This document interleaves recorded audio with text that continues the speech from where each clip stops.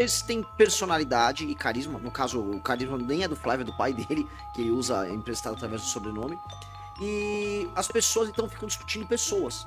Nada pode ser mais triste e mais burro do que você ficar discutindo pessoas. Isso é justamente quem acompanha a fofoca. Movimento Brasil Livre. Livre de quem? Livre do quê? Olha, não é nenhum livre de outro, né? A nossa liberdade, ela existe através não da negação, mas através da afirmação, né?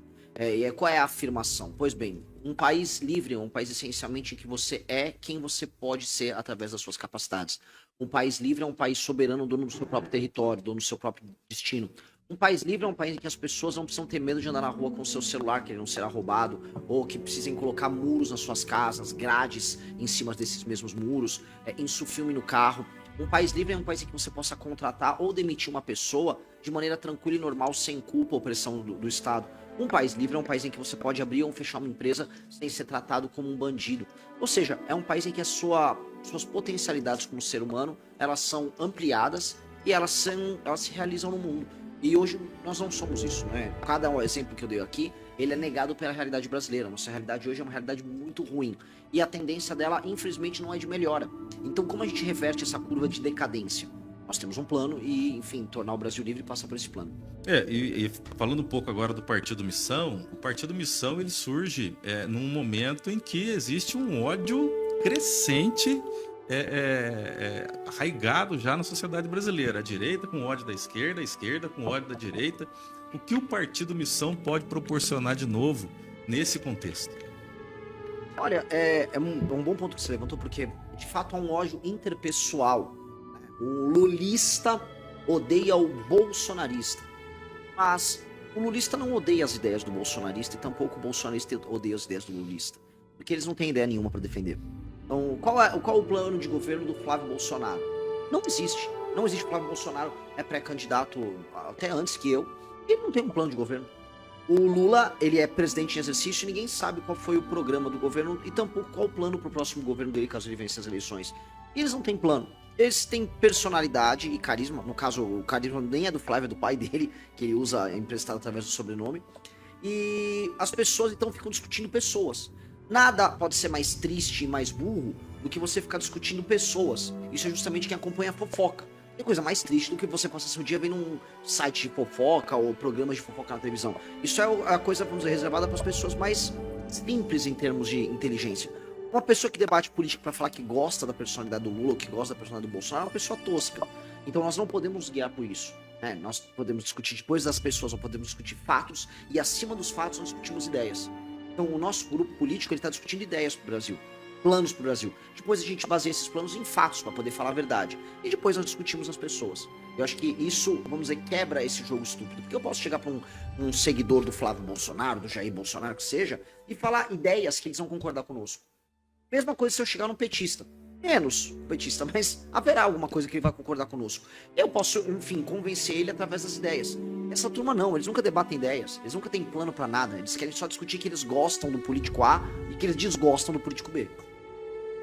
A partir dessa ideia, né, dessa sua fala, tô vendo aqui os livros amarelos aqui do MBL.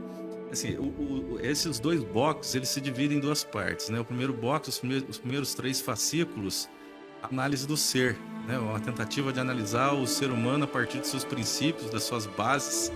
E os 3 últimos fascículos, uma ideia determinista de como é o Brasil, né? A partir da sua essência. O que essa obra do MBL tem a ver com o seu futuro plano de governo? Na verdade, o livro amarelo é do Partido Missão. A gente faz uma diferença, porque cada um... O MBL é o movimento, por exemplo, a revista Valete do MBL. E o livro amarelo é da Missão. Os 3 primeiros livros do livro amarelo, eles fazem um diagnóstico do que é o Brasil e de como o espírito brasileiro está consumido pela derrota. O 4, 5, 6, eles já são otimistas. Eles propõem, o 4 é um Brasil rico, 5 é um Brasil poderoso, desculpa, o 4 é um Brasil poderoso, 5 é um Brasil rico e o 6 é um Brasil livre. E nesse desenho a gente faz, vamos dizer, uma série de especulações sobre como é esse futuro, cria as propostas para chegar nesse futuro e essas propostas são propostas originais entendendo a alma do brasileiro. Então, são soluções brasileiras para problemas brasileiros.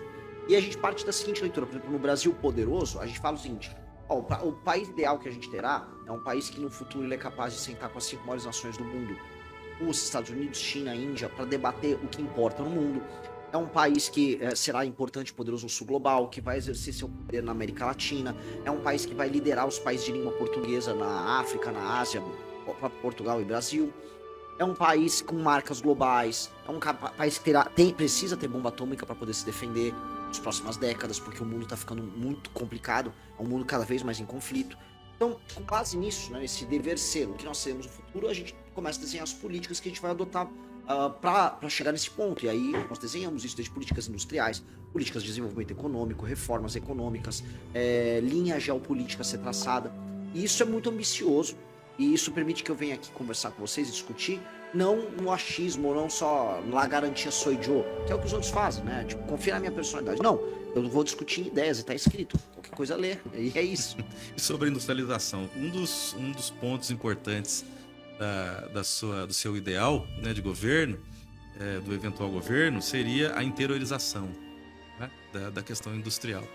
Essa interiorização, você pensa Nordeste, ou pensa inclusive no interior do Brasil mesmo, nos estados de diferentes regiões? Eu falo muito da questão do Nordeste, porque se resolver o Nordeste, você resolve o Brasil. Você resolve o Nordeste, gerar classe média lá, você muda o padrão do sistema político eleito por lá, e isso vai fazer com que haja menos dependência de dinheiro vindo daqui, por exemplo, para sustentar a população de lá. Em bom português, a população do Nordeste, em grande medida, é sustentada pela população do Sul-Sudeste e hoje Centro-Oeste também. E a gente precisa desenvolver eles lá. Se eles se desenvolvem lá, diminui imigração, pressão para serviços públicos em cidades do Centro-Sul que acabam recebendo imigrantes de lá.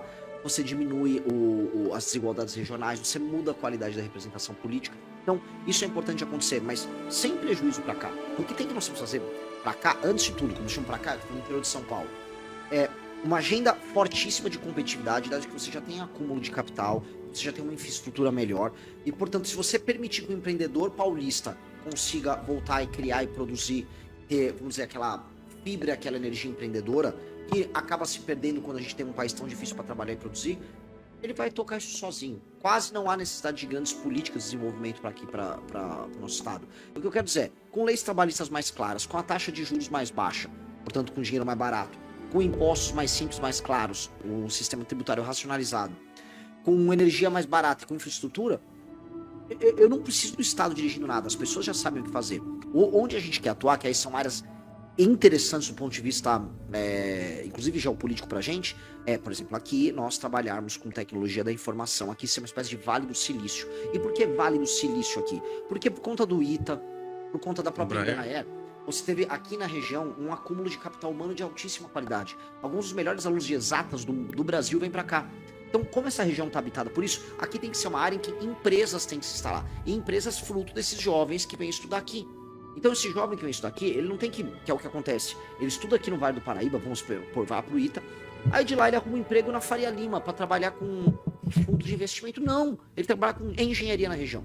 E aí, nesse ponto, o Estado tem que atuar, porque já existe capital humano de qualidade, já existem empresas, já existe uma infraestrutura prévia. O investimento aqui é investir nas startups, criar startups como Israel faz, startups ligadas à segurança, tecnologia da informação, tecnologia militar, e a gente criar um complexo privado com alguma participação pública nesse setor que envolve segurança, envolve forças armadas, envolve equipamento militar, para essa região ser uma região que nos coloque na ponta no mundo nesse tipo de discussão. E isso já acontece. Onde somos excelência de verdade.